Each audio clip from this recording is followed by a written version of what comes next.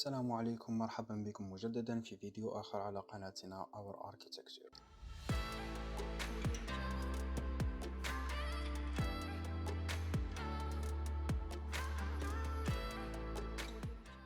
إذا وجدت نفسك في مكان غير مألوف تزوره للمرة الأولى، فإن أول ما تفعله حسيا هو البحث عن شيء يربطك بالمكان، وغالبا ما تنظر إلى المباني المحيطة وتتفحص الملامح المجاورة لتهتدي إلى ضالتك، وهي طريقة تسلكها تلقائية لتشكيل فكرة عن المكان ومعرفة طبائع المجتمع الموجود فيه. ويعرف هذا الإحساس الجمالي بالطابع المعماري أو الهوية الثقافية للعمارة.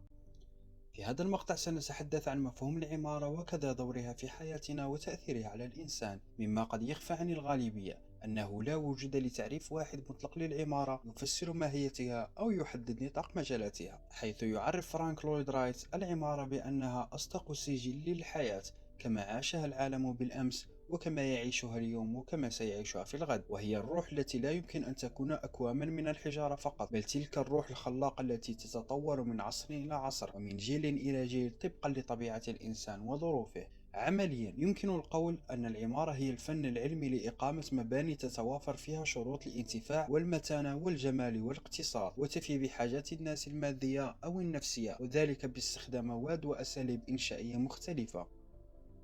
نحن نصنع أبنيتنا ومن ثم هي تصنعنا وتنظم مجرى حياتنا. هكذا عبر وينستون تشرشل عن تأثير العمارة على سلوك الإنسان، حيث رأى أن تصميم البيئة التي يعيش ويعمل الناس فيها لا بد أن تؤثر عليهم إيجابيا أو سلبيا. لكن السؤال المطروح هو كيف تؤثر العمارة على صحتنا النفسية وعلى نمط تفكيرنا؟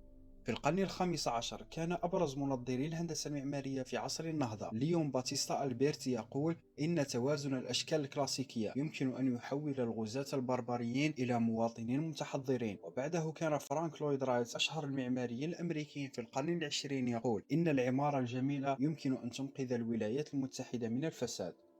فمن ناحية السلوكيات والصحة النفسية، استخدم الدكتور خوليو بيرموديز الرنين المغناطيسي الوظيفي ليتابع كيفية تأثير الهندسة المعمارية في قدرة الأفراد على التأمل، وتوصل إلى أن التواجد في نوع معين من التصميمات المعمارية يوميا ينتج عنه فوائد صحية. وأوضح أن هناك عناصر معينة تدعم القدرة على التأمل، وهي التي وظفها في العصور القديمة بناة المساجد والمعابد، ويعتبر قصر الحمراء وتاج محل مثالين بارزين عليها.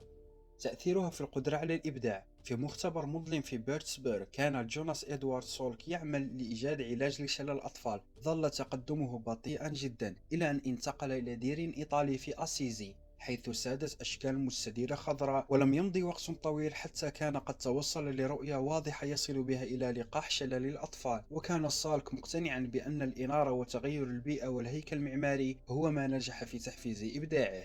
تصميم المباني والتوتر. العديد من الدراسات على سكان المدن أوضحت أن تصميم المباني في المدن يصيب السكان أحيانا بالتوتر والقلق ويزيد من الضغط النفسي، بل إن بعض الدراسات أوضحت أن التغيرات يمكن أن تطال المادة الرمادية ووظائف المخ على عكس شكل المناطق الريفية وغيرها. وربما يكون السبب هو كون المناظر الطبيعية والمساحات الخضراء تساعد على الاسترخاء والهدوء وتبعث الإحساس بالارتياح. ففي تجربة تمت في مدينة فانكوفر في عام 1975، حيث تم تنظيم المدينة بحيث يتمكن السكان من رؤية ما يحيط بها من جبال ومناظر طبيعية، ولوحظ تغير حالة السكان النفسية للأفضل. المدن العربية في حصار الإسمنت. كما يوضح المفكر والباحث الدكتور إدريس مقبول في بحثه عنها، فقد أصبحت المدينة العربية نموذجا لتدهور العمارة، إذ تشكل في النهاية مجموعة من الصناديق الإسمنتية الضيقة الخالية من كل تعبير ثقافي أو لمسة جمالية، سكن فقير ثقافيا لا يمكن للإنسان أن يستوحي من خلاله أي معنى، لا يترك مساحة للاسترخاء، فكل الفراغات يجب أن تمتلئ بالإسمنت لتكون النتيجة فساد بصري يسبب أمراضا تضاعف الاضطرابات النفسية والعصبية. من يبني المدن؟ لقد أصبح الإنسان كما يصوره عالم الاجتماع الإنجليزي ديزموند موريس أشبه بحيوان مفترس في حديقة تضم الناس داخل أقفاص حديدية ضيقة، تزداد عدوانيتها بسبب وجودها في مكان ضيق وحرمانها من المساحات الشاسعة، وهكذا يفتقد الناس الإحساس بالحرية، ويتسبب تواجدهم في مساحات ضئيلة في ظهور العدوانية والأنانية، فتتحول طبيعة الإنسان من المسالمة المتعايشة إلى التوحش. من الجدير ذكره أن عددا من الدول العربية الإسلامية شهدت تحولات اجتماعية وثقافية نتيجة ازدهارها الاقتصادي وانجرافها نحو العولمة، الأمر الذي أثر على جوانب الحياة كافة ومن ضمنها البيئة العمرانية، وذلك باستيراد تكنولوجيا البناء والشكل الخارجي للعمارة دون مراعاة لعوامل البيئة المحلية، الأمر الذي أدى إلى ذوبان شخصية العمارة التقليدية واستبدالها بعمارة الحداثة وما بعدها، مما أفقد العمارة روحها وتأثيرها في الحفاظ على قيم المجتمعات في تلك البلدان. في رأيي الشخصي تمثل العمارة واحدة من أهم أوعية الحضارة ومرآة تعكس أصدق أنباء التاريخ، تنبئك عن ثقافة الشعوب، وهي قوة خازنة للخيال والإبداع الإنساني وتجسيد ملهم للمجتمعات بكل تفاصيلها وتفاعلاتها، حيث يعتبر الدور المقدس للعمارة على مر العصور هو تصميم حياة الناس من خلال تصميم المباني التي يعيشون فيها أو يستخدمونها. لذلك تعتبر سلاح ذو حدين، حيث يمكن لتصميم منزل على سبيل المثال أن يوفر الاحتياجات النفسية للمستخدمين بجانب الاحتياجات البيولوجية والفيزيائية، مما يؤثر إيجابيا على كل الأفراد فتزداد إنتاجيتهم سواء بالعمل للكبار أو تحصيل العلم للصغار. وعلى العكس يمكن لتصميم المنزل أن يكون تأثيره سلبي على الاستقرار النفسي للمستخدمين.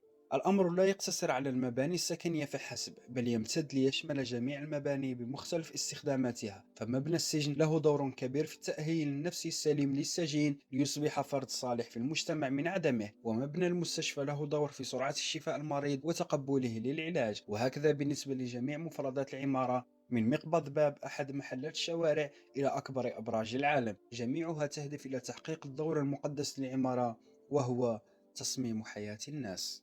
إذا وصلت لنهاية الفيديو وأعجبك المقطع لا تنسى أن تضغط على زر الإعجاب وتدعمنا بمتابعتك للقناة.